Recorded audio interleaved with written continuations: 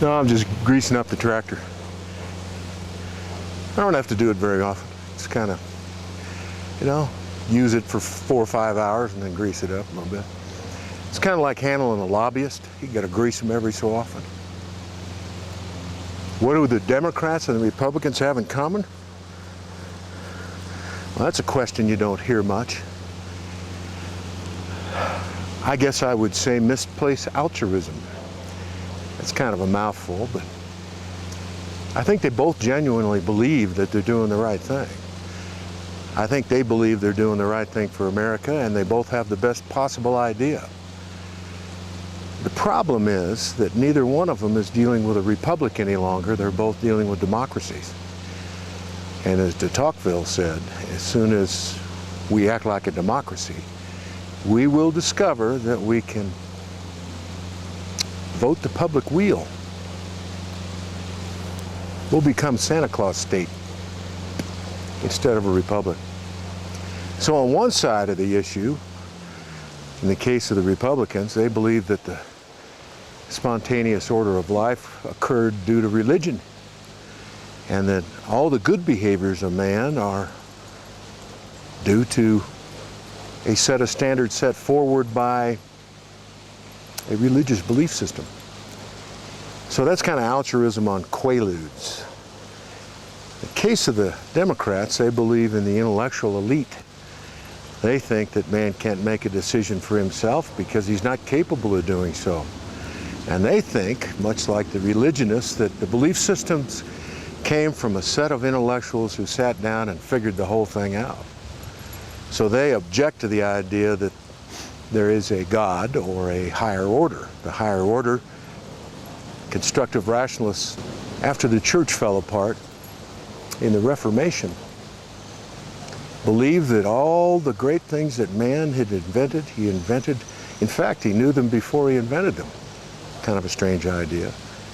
I, however, happen to believe a little something different.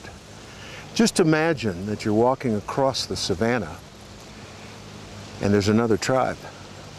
That tribe lives, say you live by the seashore, and you've got fish. More importantly, you've got fish bones. And those bones can be used for something that the people on the savannah know how to use. They've developed a way of hunting. You fish, you make hooks.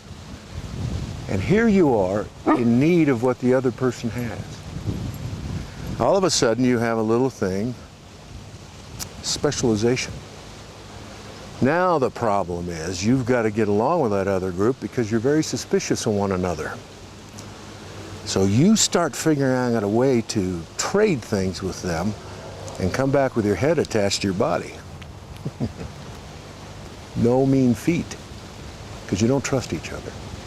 But over a period of a time, you start to exchange things with one another, and you do come back with your head attached, and you develop trust. That was the beginning of spontaneous order. It was also man's first experience with law, not written by an intellectual elite or a religious leader. The law of exchange. And the sanctity of that individual exchange came because you returned alive. Now,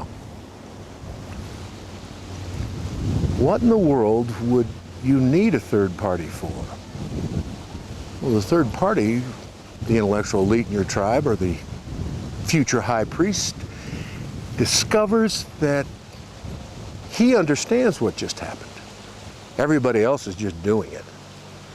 So the rules come forward. And once the rules come forward, the power structure comes forward. The religions come forward. The third, fourth, and fifth parties become part of the exchange. So the people that were actually doing something spontaneously are now returning to discover that there are rules for their exchange out of nowhere.